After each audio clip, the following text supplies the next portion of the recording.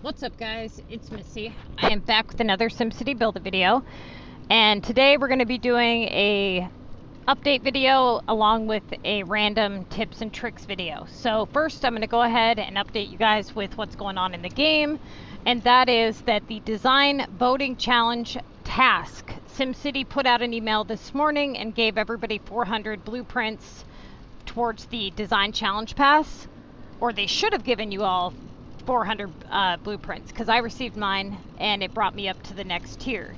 Then you would have also, or should have also, been prompted with a $6.99 promotion bundle that gives you 3 times each dozer and access to this lovely building that you see here on my screen.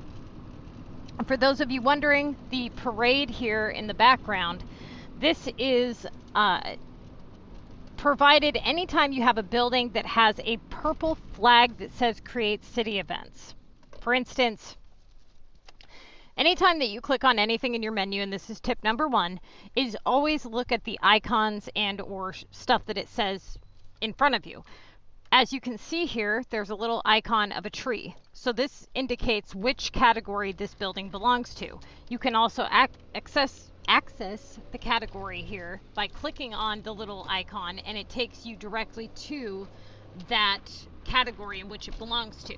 So if you're having trouble locating a building or want to know where or what category it belongs to, you can either hold down the button and hit store, or you can just simply click on the building. If you go back to the main screen here, you'll see a little purple flag on the right hand side. The little purple flag is a create city events flag. It is also visible when you store the building. If you hold down on your the building itself, you'll see where it says creates events. This means that it provides a parade on the road. Okay, so like some of the buildings you'll see like a flower parade, a donut parade, or whatever. Now, so far, I would recommend that if you get a building that creates city events, that you put it on a stretch of road that is not only visible to you, but is long enough to where they can parade around. As you can see, the parade has started, and it's probably going to loop around the heart here. Now, each building, when it gets placed, it has a specific direction in which it can be placed. Not all buildings require a road at the front of the building. Sometimes in order to get it to face you, you may have to put the road on the right or the left, which can be super annoying. But nonetheless, that's how you do it. Okay, so is it worth it to buy it? Well, that depends on you. It depends on how much you play the game, how much you like the building, and you know what your funds are like. For me, it was worth it because of the channel and because of the fact that I do like the building. It looks cool, and I like the parade. This will go on my capital map probably,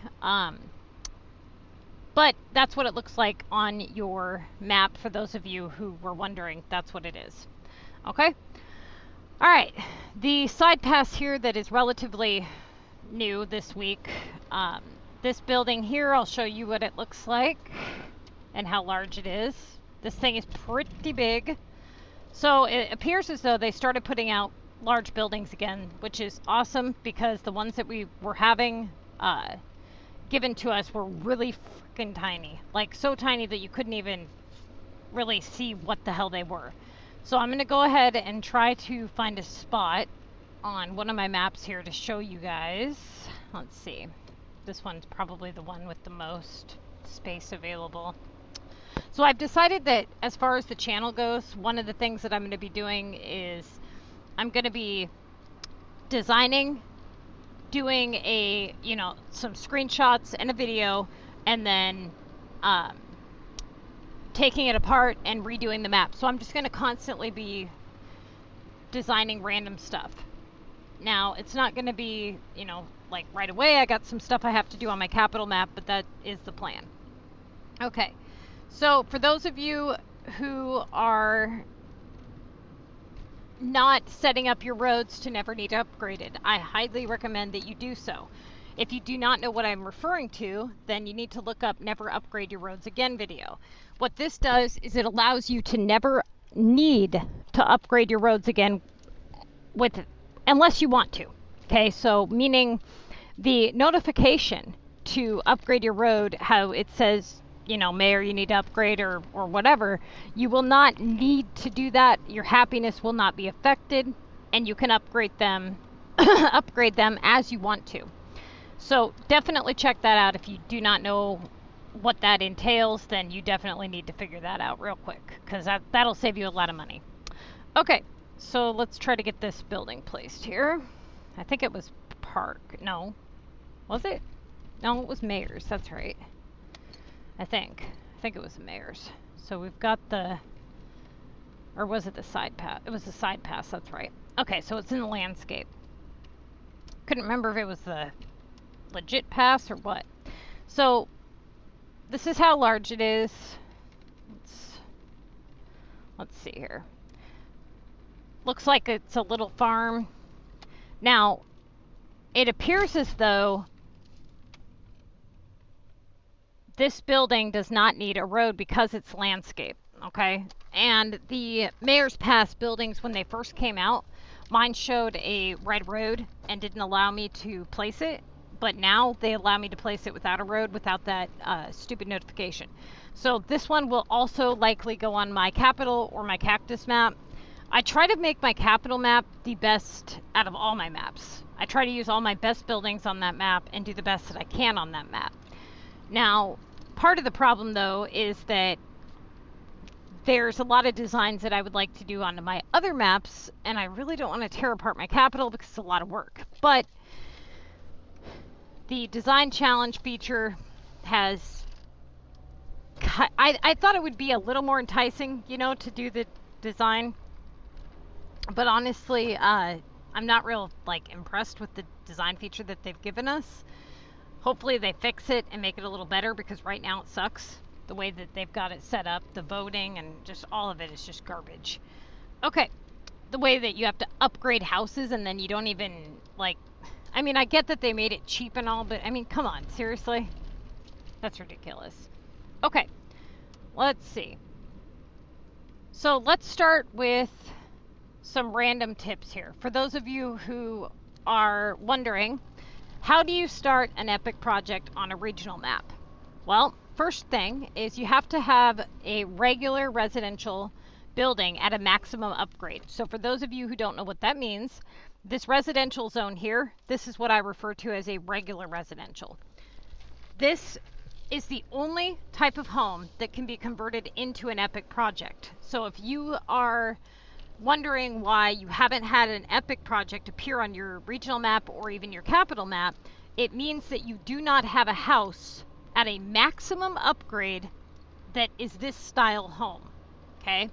The next thing is that you have to make sure that the category in which you desire, that you have coverage within that vicinity of that home.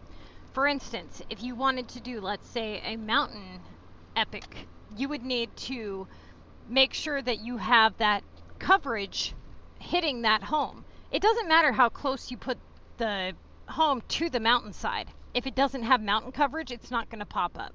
So, for instance, if you go to the Frosty Map, right, you can place a house right up against the mountainside and never get a mountain epic to pop up.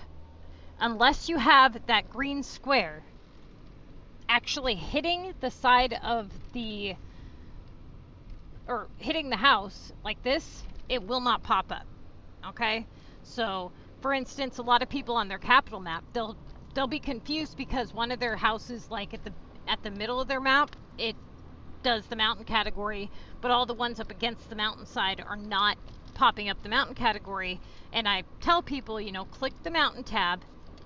Those homes are not within the green coverage, are they? And they're like, no. I'm like, then there you go.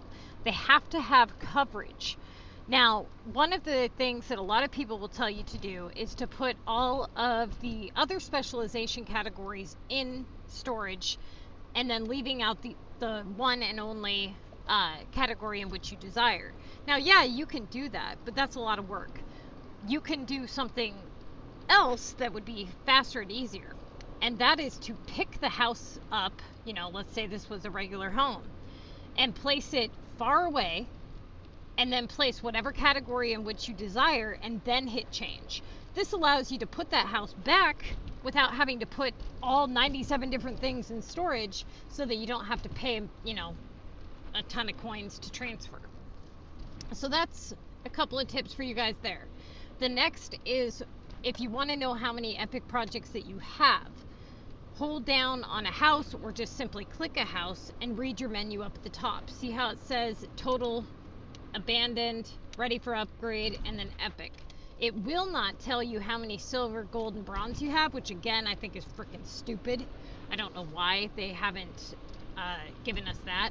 And I also don't know why they don't give us a timer on them to show how long until our token pieces are going to be available. They are available every 24 hours from the time you collect. If you collect at 1 p.m. today, then it will be available at 1 p.m. tomorrow. If you don't collect at 1 p.m. and let's say you wait until 3 p.m., the timer begins from the time you collect it, meaning the new time would be 3 p.m. Now, for those of you who are wondering why you cannot collect your token pieces, you can only have 35 token pieces at a time when it comes to collecting them. You can have more than 35 tokens if you collect them from Mayor's Pass or get awarded them from whatever. But as far as collecting them off the top of the homes, you will need to fall below 35 in order to collect anything. Okay, so let's see. Let's do some other random tips. Those are ones that get talked about quite frequently. But let's go with the bridges. Okay, so bridges, some of them require water, some of them don't. Most of them require water. Now, I have videos where I talk about how to place bridges and things like that, but I want to show you guys a couple of easy steps super quick on why you're unable to place the bridge. Okay, so you want to place a bridge and you've got a road. You've got two style of roads. You've got one that looks like this, and then you've got one that looks like this. Okay, now let's say that you put out water. Actually, let's go with a pond. So we'll put one pond here, right?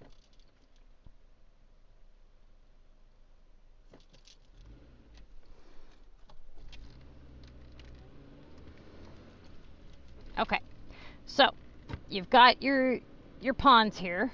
Now, when you go to place out your bridge, see how everything's red? Red, red, red. Everything's red, right? Now, unless you get the green, you're not going to be able to place it down. So you're like, well, why is it not letting me place it? But it's letting me place it here. So you place it here, okay? Now, see how the bridge is flat with the ground? If I place another piece of water, it will lift that bridge piece up.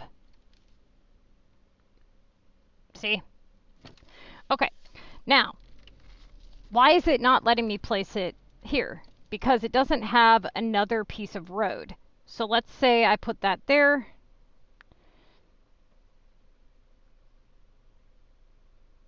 Now it's going to let me place it down. Okay.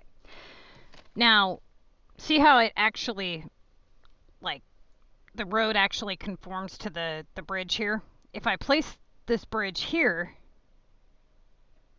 you'll see how the road is not connected to the bridge. See?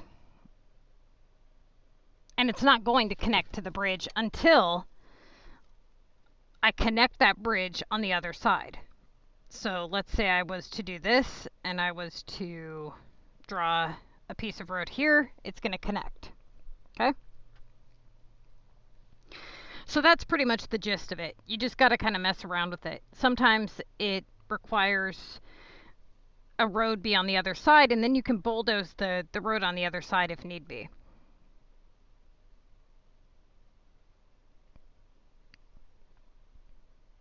Okay, so another tip for you guys here is when you're placing bridges, or not bridges, trees. So for instance, see how some of these trees, they start to look really weird when you put them near the water. Like if you put water here,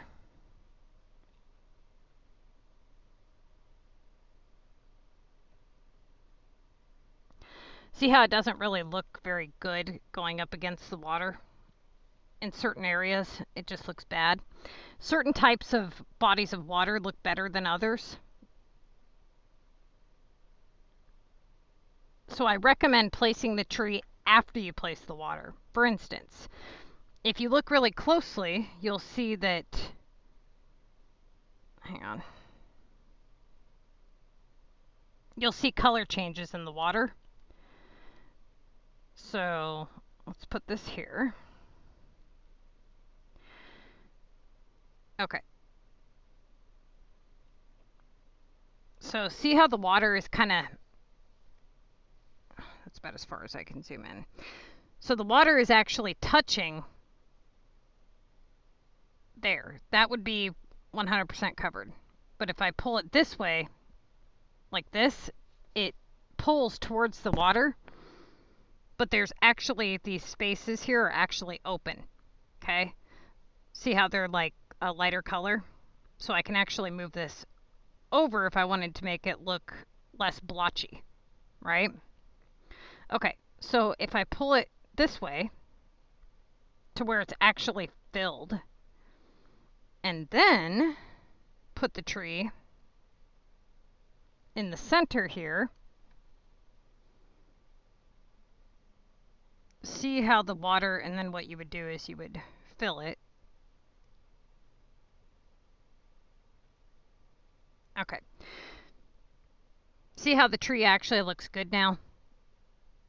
You don't see any bit of the ground. Whereas if you would have surrounded the water like over here, it would have looked all blotchy. So that's one way to do it. Okay. Now, the next thing here is if you want to get water to go up against the mountainside here, you can't place water beyond this area here. This water's only here because I have water up against, see how it disappeared? See? It's only there because the building's placed there with the water there. If I take this pond away, it's going to take away that second piece of water. So the game automatically gives you that extension of water based off of putting it there. So for those of you who are wondering, like, how did you get water beyond that point? That's how. Okay, now, let's see. These here. So anytime that you have factories or whatever that you need to buy to upgrade, for those of you who don't know, this here, the only difference besides the fact that it's 30,000 more is the fact that it doesn't have a pollution square. It does not make anything faster, and it does not give you any more slots. It's 5 slots. The only difference is you can place it near buildings like houses. Okay, next thing is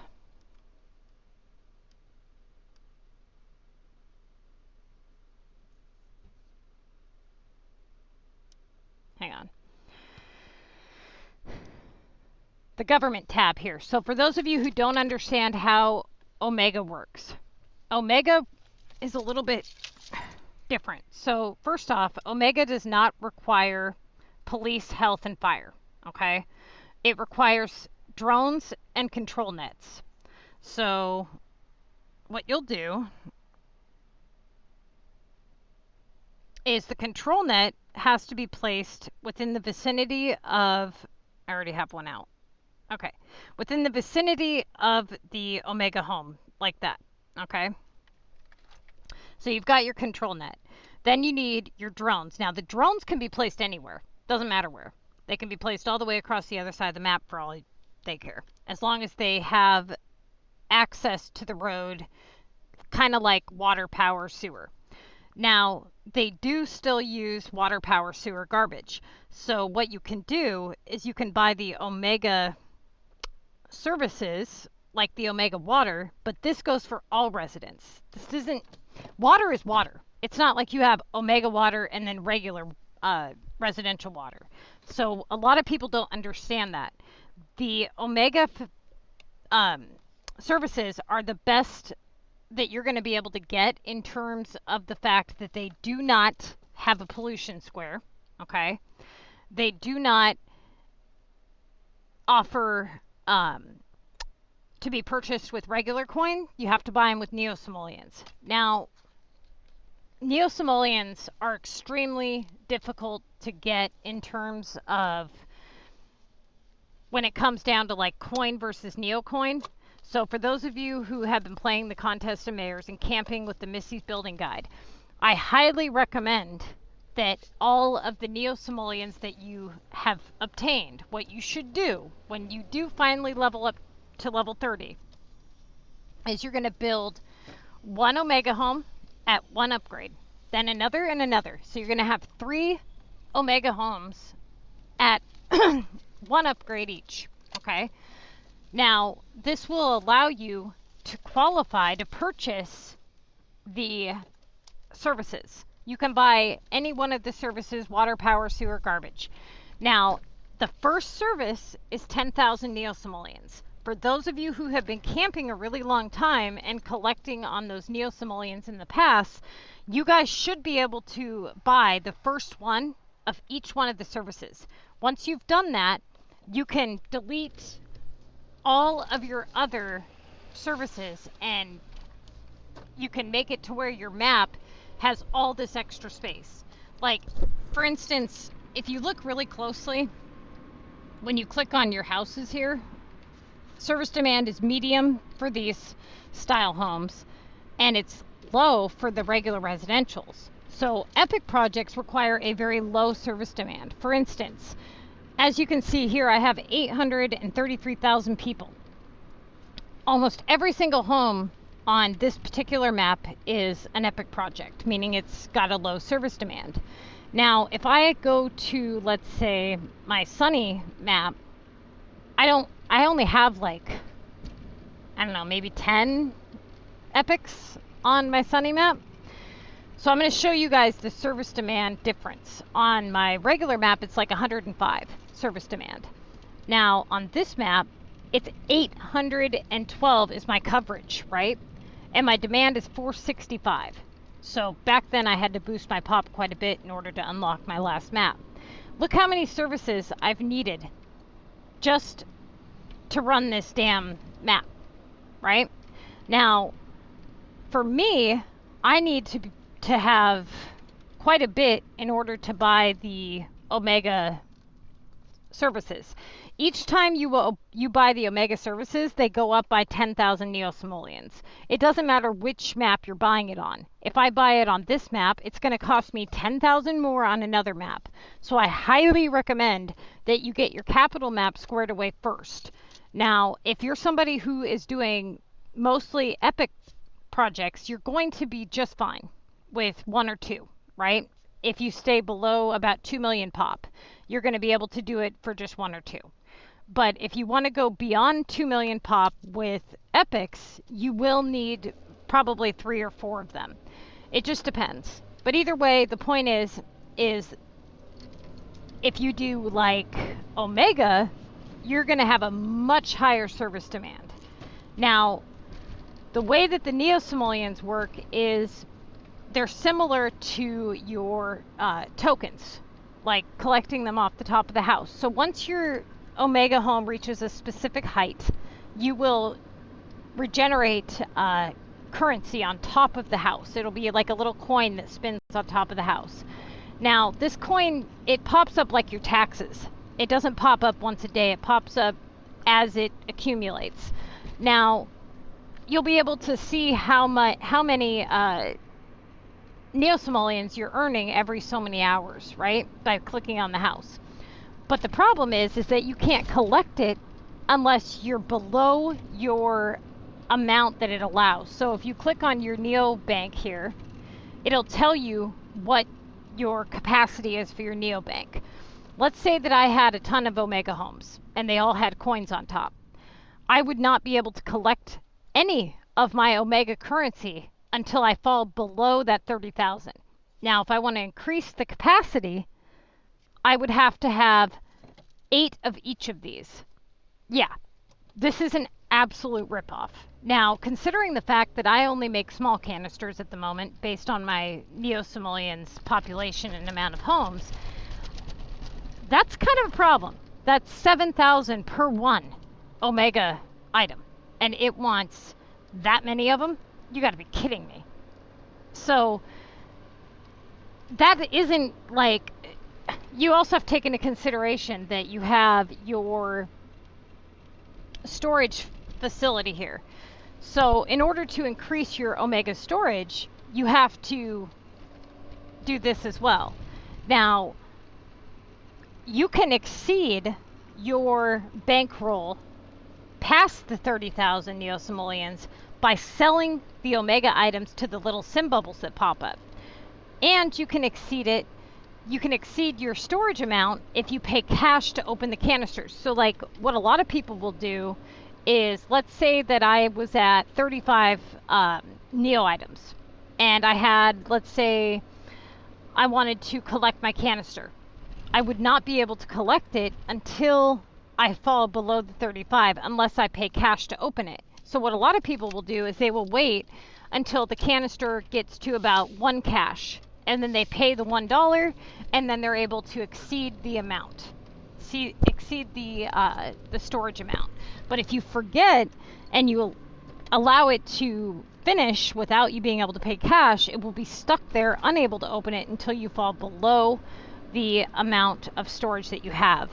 Now, a lot of you guys will start to see the little sim bubble pop-ups once your NeoSamoan bank amount is, or storage amount is at about 75% full. If it's anything below 75% full, it's likely to not pop up. So a lot of people, I highly recommend that you don't, unless you plan to be, making a lot of Omega stuff, I don't recommend that you increase your bank amount past a certain point, because you have to constantly keep that 75% full in order to get those promotions to pop up. Now, how much should you sell these items for? Well, I mean, most of them, I would say right around 900 to 1100 is a fair price for one Omega item. So if it's not right around in that ballpark, don't sell it. Sometimes you'll get promotion things, bundles, whatever pop up, and they say something like 700 NeoSamoans for 2. That is a ripoff. Do not do that. Click no. But if it's like 1700 for 2, then yes, I would go ahead and go for it then. Try to keep it right around 1000 each is, NeoSamoans versus regular Samoans. But it's not just about the cost. It's about, for the services, it's not just about the cost. It's about the fact that, one, you can put this anywhere, but it's more about the space. So like, for me, I like the fact that I can condense all of my services required to this one tiny little area, right? So rather than have a huge section of my map taken up by services, I can hide these few Omega services around. If I really wanted to, I could get away with one of each if I wanted to lower my pop just a little bit. But I mean, I already have purchased them and you can't put them in storage, so I either bulldoze them or I keep them, and I just don't see a point in bulldozing them. Okay, so that pretty much concludes that. For those of you wondering, Omega roads are the highest road upgrade that you can do. And yes, you can exceed your Omega bank amount if you bulldoze anything that was purchased with Omega currency. I noticed that there was a tip on Reddit about bulldozing certain items. Now, this is not what I would consider to be an efficient method, but what they're telling people to do is to take their NeoSamoans and purchase, I'll show you. They're telling you guys to purchase the beach item here that costs Omega money, where is it? I can't remember where it's at. Right here. So it costs 12,000 NeoSamoans. They tell you to purchase this, line your beach with it, and then whenever you get a NeoSamoans task, to bulldoze it. I don't recommend that. That is stupid. Not only are you taking your money and bulldozing it to half, and then half and half and half, you're not gaining anything by doing that. What you could be doing is you could be filling your Omega currency or your Omega bank with items and then just selling the items to the people. As long as you get that little bubble to pop up, once it's there for, let's say, 1,500 or higher, you just leave it sit untouched. And then whenever you get that challenge, boom, it's done. Because it's not going to go away as long as you don't click yes or no. It's just going to sit there, right? So don't bulldoze your stuff. I'm not real impressed with a lot of the stuff that I see on Reddit in terms of advice. Same with the buying a million services before you need them advice that they put out. That was horrible as well.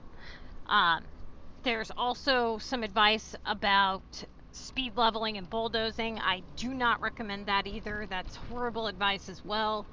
There's a lot of really bad advice on Reddit. So for those of you who have me on Facebook or you have our Facebook group or whatever, if you see advice on Reddit that's bad, send it to me so that I can clarify on the channel and get people to stop doing shit like this.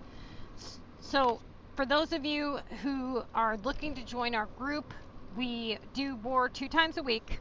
Okay, so the first one we start 12 hours before the contest of mayors, and then the second one is started immediately after the 12-hour cooldown. You will be able to get in between those time frames if you message me. If you do not message me, I will not accept you because I don't know who you are. Okay, next tip. Let's see, what do we got? Stores. When to upgrade your shops and why and how and what does it do, blah, blah, blah. For those of you who still have not been able to get your epic feature to be fixed, you need to try to store your Santa shop and your sports shop or your medieval shop. Put them all in storage, pull them back out. Try to initiate that notification to pop up, and it should fix your epic issue. Another issue that a lot of you guys have is issue with your friends list, and we'll get to that here in just a minute. But when it comes to your shops, you have 2 things that you're going to purchase with your shops, and that is time discounts and slots. The slots, yes, you need all 11 slots for all shops. Now, some shops are going to be more important than others, but if you follow the Missy's Building Guide, there's no reason why you shouldn't be able to afford all of your slots just fine. Okay, so the friends list issue. I have a 2 or 3 minute video on this, but what you can do is you can do one of 2 things. You can click the settings button and hit log out of Facebook, and then hit log in with Facebook, and this should reset your list. Now, if you notice that a specific person has disappeared from your list, it is an issue with their game, not your game, right? So what ends up happening is every time that you log into Facebook with an application, so let's say that you downloaded like Candy Crush or something, and it says log in with Google, log in with Facebook, whatever. When you click log in with Facebook, Facebook has a section in their settings that says actively logged in, right? What ends up happening is Facebook logs you out, okay, from their application. So this usually is enough to reset it. But if it does not reset on your end, then what you need to do is let's say that so-and-so, their friends list, they've logged in and out and it still hasn't synced. What you're going to do is you're going to click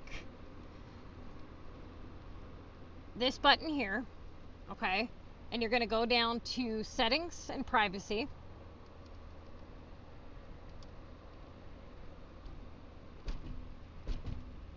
Where is it? Settings, apps and websites.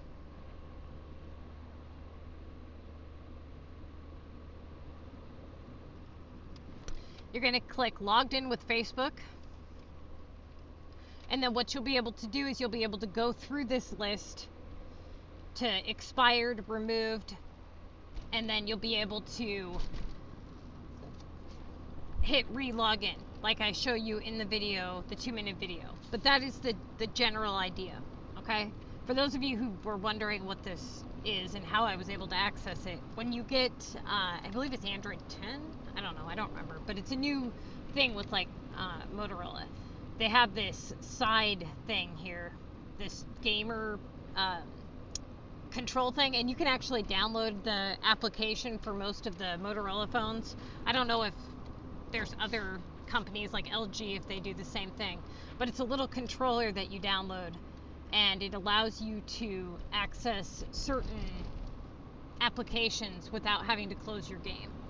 So one of the applications is WhatsApp, and then Discord, I believe, is also on here. But I'd have to download the apps, and then the button would become available. But you get the general idea.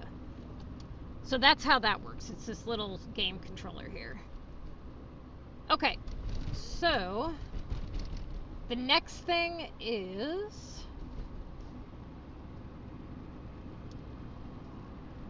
the cash to, hang on, the cash here. So if you buy the daily cash where you get the $50 a day or whatever, if you do not collect this every single day, you will not get that money back. So it counts against you whether you collect it or not.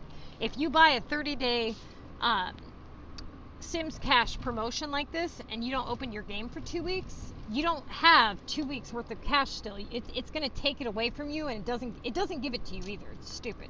Now, the next thing here is with these passes and the VU pass, they automatically add this stuff to your inventory. But I've noticed with the side pass, like the 6-day ones or whatever, those ones they haven't been adding to my inventory. So that's pretty freaking stupid. Okay, the design challenge here says challenge closes in 2 days and 15 hours. So it looks like we are doing Tropical Haven. Okay, says minimum population, roads, services working, 4 buildings, all residentials covered by landscape, and a minimum pop of 10,000. That's not that hard to hit. So I am going to participate in the design feature, but I'm probably going to do this on a live stream. I do not recommend these promotions here. These are an absolute joke and a ripoff. Maybe if they had blueprints, because at least then you would get the stuff from the pass. But this to me looks like a complete ripoff. You know, like whoop-de-doo. So you get the stupid coins. The cash is an absolute joke. That's laughable. And the keys, again, laughable. Yeah, no, this is a ripoff. Do not buy this. This is stupid. Okay. So, how this works, for those of you who do not know, they give you this little sandbox style map to build on, whether you have regionals unlocked or not. What you're going to do is you're going to place down, you can place down any home. The home upgrades are actually relatively cheap, but they do count against your regular experience bar. So when you place down a house, anytime you do a house upgrade, if you click on the little hat here, it tells you what you gain from doing the upgrade. So it says plus 54 people, plus 176 design currency, plus 6 experience. Now, this here, if you click the circle with the line through it, if there is another home on the map, it will transfer that upgrade to it. It's basically like saying, I don't want to upgrade this home, I want to upgrade a different home. Now, that cannot be done on a construction zone. If you want to refresh these building materials, then you click the refresh button next to it. Now, you do not get to keep these homes once the design challenge is over, and you are not necessarily able to fit the entire map within the picture, right? So it seems like they like zoom in and make you take a picture of a portion of the map. Now, as far as what happens when you win and what you get from winning, I haven't actually spoke to the people that have won or seen like anything that says like, hey, you're the winner, you get this or that. But given the fact that they only allow for one winner out of everybody, I think it's a little bit freaking ridiculous, especially considering how many people are participating. I think what they should do is they should do it similar to like the contest of mayors, where they allow us to have like X amount of people, right, within a specific challenge, kind of like what they do with the leaderboard for the contest of mayors. And I also think that they should allow us to rank up a separate level that does not affect our upgrading on your main city, because that to me is bullshit. You're charging people experience and leveling them up for houses that they're not even keeping. That just doesn't even make sense to me. So yeah, no. Basically, they made it to where everybody who's camping is unable to participate because they don't want to level up. And yeah, okay, I get that it's their way of trying to get you guys to level up and screw your game up, but if you're smart, you're not going to do that, you know? And so now they're just making it to where it's just pissing people off. It's not making people level up, it's just pissing them off. Okay. Also, for those of you who do not know, the regional happiness does affect your taxes on your capital map. So the next thing here is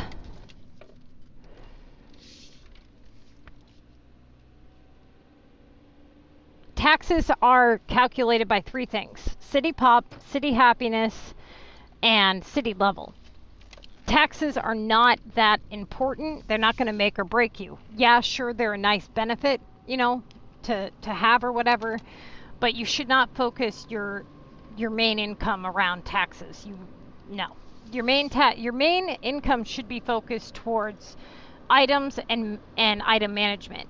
Which items you sell and which items you produce are going to have a huge impact on how you have money. You know, it's not just about what you make, but what you sell and what you produce for yourself and what you do with your items. You know, you really shouldn't be doing any kind of shipments or cargo unless it's for the purpose of the contest. And even then, you should do those only in the mega leagues and as needed, you know, as an alternative or whatever. But like, just to do them, it's a ripoff. Even the cargo for like the key, you're better off just launching the VU. It's way cheaper, okay? Like for instance, me, okay, you can't see it there, but like at my level, the shit that they want to do this it's ridiculous. And of course none of them are here, but you get the point. Like just this motor is like what, $2,000 or more? It's freaking ridiculous. Now, the war supplies, the deliveries, again, you shouldn't be doing these unless you are doing it for the purpose of the contest, or if you're doing them because you're an avid war player and you have like a low level city, then it can be beneficial. If you hold down on the war item, it shows you which cards it goes to. And if you hold down here, the little green dot means that you have the materials required to launch. If you click here, there's a little star here, and it has a number. That number indicates how many attacks you have available to launch. So if you go to your war screen here, that little menu that pops up right here, see how it says attack phase in 2 hours? If you click the little eye, it shows which attacks you have ready. This here is your tree to upgrade your war cards. The number below the cards indicates how many cards you have until you can upgrade them. Meaning, if it says 0 out of 30, then you have 0 out of the 30 required in order to upgrade. Once you've reached that amount, you can click on the card and it will tell you how many you have. For instance, I need 60 to upgrade this one, and I have 70. That would leave me with 10 left over towards my next upgrade. It tells you what goes up every time you upgrade. And if you click here, this is your shopping bag for the war store here. This here is the jackpot. So see how I purchased it and it went up in price? See how it says 1/3? It means that I can buy that 3 times without having to refresh the store or whatever. So every time you purchase something from here, the price goes up, and you can only buy it an X amount of times. Like I can buy these ducks 10 times. I get 5 ducks for 1,000, and then the price will go up to 12, should be like $12.50, and then it'll continue to go up. So for instance, the cards here for 50 cash, you only get times 1 card. It says right there 1 times card, and you can only buy 20 of the tentacle vortex. Okay, that pretty much concludes that. Also, another tip for you guys, if you zoom in, it shows you their scores on their cities. If you zoom out, the score goes away. So this here would indicate how many points this particular person has scored, and vice versa. Okay, so this would indicate how many points you have scored. Now, if you want to know like who's hit what and whose jackpot belongs to what, you would click on the person's city and you would click the little I. This will indicate their role in their group. It tells you like that person's a member, and it tells you what their score is, and then it would tell you which attacks have been launched on their city. So like if you want to know whose jackpot to hit, let's say somebody says open jackpot, and you have multiple jackpots open on your map, you would be able to click on the city and click the little I and see who launched what jackpot on what city, so you know which one to hit. You can use the yellow arrows to cycle through people, and then this is your VU pass here. If you want to access the 2nd tier, you can click here, and then the 3rd tier. Each one will have to be purchased individually. They do go up in value, and it restarts at the end of the duration. So like for instance, this one goes for 9 days, 14 hours. Once you've reached the end, that's it. You don't get anything until the new pass starts. Okay, so let's see. What else? That pretty much concludes what I mean, the majority of this video.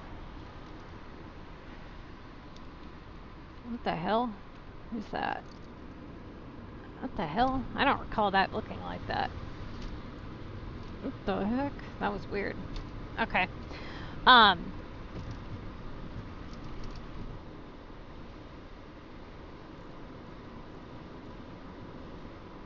So, for those of you who have never seen a canister get opened, you get regular items at random, and then you get the 1 Omega item. Alright, you guys, hang on. The Neo Mall here, the items do go up in price. They are a complete ripoff. This thing here, honestly, I think the whole damn thing is a ripoff. Like, there's nothing worth of shit to buy from here. I would rather spend the NeoSamoans on either the Omega bridges, the Omega services, anything really besides this. This is just a joke. I eventually want to have all Omega roads just because I think they look good, but they are extremely expensive.